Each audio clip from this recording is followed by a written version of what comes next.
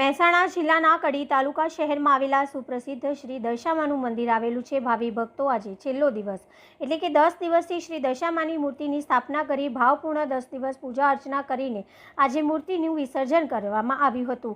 દશામાના દિવસોમાં માના મંદિરે ભારે ભીડ ભક્તોની ઉભરાઈ હતી। ઉપરાંત છેલ્લા 3 દિવસથી બહાર નાની મોટી હાટડીઓ ફરસાણની પ્રસાદની તેમજ ખાણીપીણીની લારી બંને બાજુ તેમજ નાના બાળકો માટે નાની ચકરડી તેમજ અન્ય મોજ માટેના ભૂલકાઓ માટે મોજ પડી ગઈ હતી।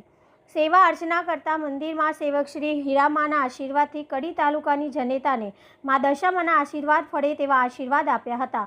Reporter Bhavesh Parikh, DT news live 24 કડી।